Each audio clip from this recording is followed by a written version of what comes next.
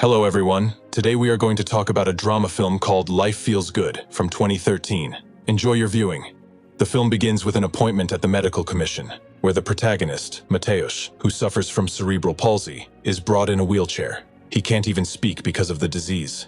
The film moves back in time to 1987, when Mateusz was still a boy. He is practicing with a doctor, putting the figurines in a box according to the notches. The doctor believes that the hero has mental retardation, but his mother strongly disagrees with this diagnosis. She believes that Mateusz understands everything perfectly well, but the doctor hints that the dog also wags its tail when it sees a bowl of food. The doctor suggests placing the boy in a special institution where he will be looked after by specialists, but the woman refuses. At home, she tries to teach her son to walk, despite the fact that her daughter and older son do not believe that it makes sense. Mateusz moves across the floor on his back, meeting his father who plays with him. The desperate parents hire a massage therapist to help their son. But after a few sessions, the specialist also recognizes the futility of his efforts. The boy cannot be helped. He even refuses to take money for the last visit. The mother walks with Mateusz on the street, recognizing that all her efforts are in vain. But the boy wants to tell her something, and she is forced to think about what he is trying to tell her. This barrier to communication upsets her, and in frustration, she takes the stroller home. Along the way, Mateusz explains in a voiceover that he was also upset by the inability to communicate with his family. At home, his father talks to Mateusz, teaching him how to bang his fist on the table like a real man. The voiceover says that from that moment on, he is determined to learn everything he can. The boy crawls on the floor to his mother to pick him up, and the woman ignores her daughter and works with him. In the afternoon, Mateusz sits on the windowsill and watches the neighbors' lives in the windows of the house across the street. This is how he learned to socialize. One day, the family receives a package from an uncle in Germany. Among the usual gifts, there is a mysterious fluffy egg, a coconut. The father opens it with improvised means, and everyone watches. Mateusz learns a lesson about perseverance. He also observes his mother's guests who come to try on new dresses. One day, when Mateusz was watching a program about space rockets, his sister Matilda turned off the TV, which made the boy angry. The mother noticed his nervous movements and turned the program back on, despite the girl's words that her brother did not understand anything. Along the way, Matilda asks where her hairpin is. Mateusz crawls to the couch, making moans. His relatives try to calm him down, but in this way he wanted to draw attention to the barrette that had rolled under the couch, albeit to no avail.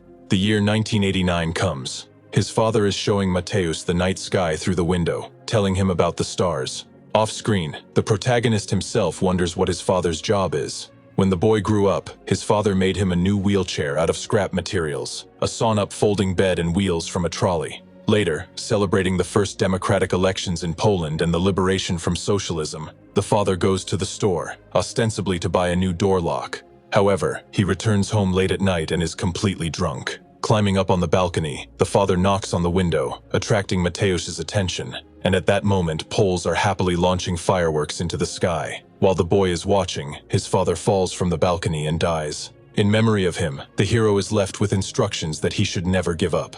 The film moves to 1998. Mateusz, who has grown up, still crawls around to admire the stars from his windowsill. And the girl next door, Anka, whose mother was so hospitable that she invited different men to her house every night. Meanwhile, Matilda was looking for a husband, so from time to time she also brought guys to the apartment. They were disturbed by Mateusz, whom they would roll out into another room. However, their moans reached the hero through the closed door. One day the older brother took Mateusz out for a walk in the yard. He left the wheelchair next to the bench where Anka was sitting. The hero attracts her attention with his movements, and then the girl starts talking to him. They become friends, and sitting on a bench with a book turns into a walk along the street. Anka takes the hero for a ride in a wheelchair made by her father long ago, and they visit the zoo. Near the crooked mirrors, Mateusz notices bruises on the girl's thighs. Later, sitting on the windowsill, he sees his friend defending her mother against another gentleman. Trying to do something, he throws a flower from the window, trying to hit Anka's mother's lover. Later, when Mateusz sees him riding by on his bicycle, he throws the ground in his direction. The man asks why he did this, and then begins to tease the disabled man. A local policeman, a former friend of his late father, notices Mateusz's moans. Due to his unpleasant nature, the man attacks the policeman and is arrested. Through the window, Mateusz sees Anka and her mother packing. Noticing the guy, the girl runs across the yard to him to tell him that they are going to her grandmother's house, because without her gentleman in jail, her mother has nothing to do here. While the girl tells him this through the door, Mateusz crawls to the entrance. They look at each other through the gap below, and the hero tries to say something, but he can't. and only a pain-filled groan escapes his chest. In 2000, Mateusz's brother, who is serving in the Navy, comes home on vacation. Matilda has found a husband by then, and they are all sitting around the table celebrating their reunion. At the same time, they are discussing how to live together in one apartment. The sister raises the question of what to do with Mateusz when his mother passes away, because she is not eager to take on the responsibilities of caring for a disabled person. Mateusz continues to spend his time sitting on the windowsill and watching the life in the yard. One day, while trying to put him in a wheelchair, his mother falls to the floor. That's the end of the hero's carefree life. His sister and her husband take him to a special medical boarding house, where there are already plenty of patients with various disabilities. When he is brought to the ward, local residents come to meet him. The hero gradually settles down in the institution, hoping that sooner or later his mother will come and take him away.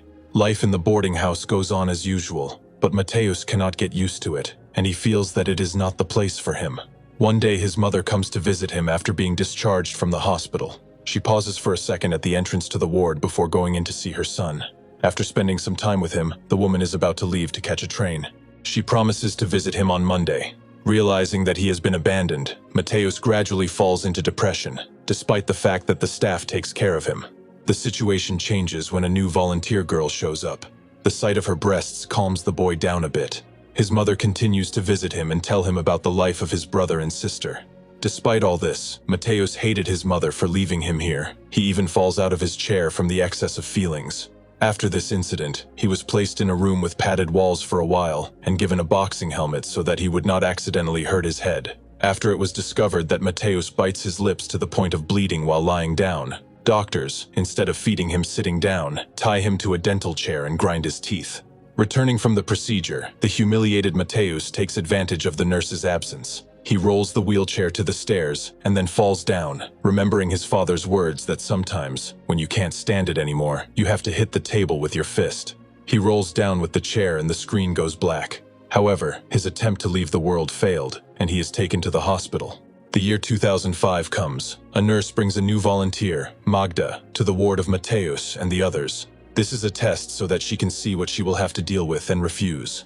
Looking at her, the hero thinks that perhaps a woman's breasts are not the most important thing. She looks after the hero, noticing that he reacts to her words. One day, the girl turns on the music in the ward and dances, saying that this is her way of distracting herself from heavy thoughts. A nurse catches them doing this. Magda says that Mateusz understands what he is being told, but the nurse is skeptical. During the next bath, the hero reacts to the magazine in the hands of the orderly, which does not escape Magda's attention. On his birthday, when Mateusz turns 25, his mother visits him and brings him a cake. When Magda shows up, she asks for permission to take him for a walk outside the boarding house. Soon after, in the middle of the night, Magda enters the ward. She has a gift for the hero. The girl brings an interesting magazine, which she shows him, noting his interest in it. Convinced that he is interested, Magda takes off her clothes so that Mateusz can touch her. Later, Magda takes Mateusz to a restaurant for a festive Christmas dinner. Her father, stepmother, and guests are there. The appearance of a disabled man in a wheelchair spoils the atmosphere a bit, but the girl immediately makes it even worse by introducing the hero to her fiancé and kissing him. While the guests look away shyly and the father looks on with disapproval, Magda offers Mateusz a drink from her glass. However, her behavior is revenge on her father, who married after her mother's death. According to the man, last year his daughter brought a homeless person to dinner. This year she brought a disabled person, and it is difficult to predict what she will come up with next time. Realizing that he has been used, Mateusz falls out of his chair, knocking over glasses on the table. The girl has to take him back to the boarding house. Mateusz sits in the chair and looks out the window. When an orderly comes, he tells him that Magda has quit. Apparently, she did what she was volunteering for. Realizing that he has been used and abandoned, Mateusz listens to music and tries to smile to keep from crying. During the next visit, his mother tells him that his brother still goes swimming, his sister has been abandoned by her husband with 2 children, and about the neighbor's affairs. At this point, the hero can't stand it and starts crying. The mother does not understand the real reason for this disorder, but she does her best to calm her son down. In the spring of 2008, an open-air theatrical performance is organized for the patients of the nursing home. Afterwards, during a therapeutic massage, Mateusz notices a woman, Mrs. Jola, who teaches the disabled to communicate using a system of signs. Lying on his back, he tries to get her attention in every way he can, and eventually she starts talking to him, calming him down. The woman develops a system of communication based on signs and blinking. Mateusz's progress and reaction surprised the medical staff, who considered him mentally retarded. Soon, Mrs. Jola invites his mother and sister to teach the relatives how to communicate with the hero. First of all, he communicates one phrase with the help of a table: "I am not a vegetable." After that, the hero's life changes. He is shown to a medical commission. The dentist makes a prosthesis to replace the worn-out teeth. He is transferred to an individual ward, which is equipped according to his wishes. The guy gets a wheelchair with a motor, which he can control independently. The year is 2010. Mateusz is visited by journalist Eva, who wants to write an article about him. The hero also gets acquainted with the internet and the computer, which can also be used to communicate with people. His sister brings him home to introduce him to her nephews and to talk to his brother, who is on vacation. In the evening, he and his nephew look out the window at the stars, just like they used to do with their father. When the mother visits her son again, the staff tells her that the bosses have read an article about Mateusz. Since he is not mentally retarded, he does not belong here, and they want to transfer him to another institution. The woman tells her son about this, but he does not like the idea of moving to a new place. The movie returns to where it started. Mateusz is brought to the medical commission. However, he doesn't want to show that he is healthy, so he imitates inadequate behavior. Mrs. Jola is about to take the hero out, but at the door, he slips out of his chair and crawls across the floor back to the commission. After rolling over, he stands up on his own, though it is with great difficulty, and heads for the table. Mrs. Jola rolls Mateusz in an old chair down the corridor of the mental institution, where he has spent the last few years and where he will remain. In the next scene, he is in his ward, moving in an automatic chair to the telescope. The film ends with the protagonist turning his head to the camera and looking the audience straight in the eye. If you have watched the video so far, you should know that I am happy to have viewers like you. Thank you for watching to the end. Subscribe to the channel and follow the news. Klonsak Recapped was with you. See you soon.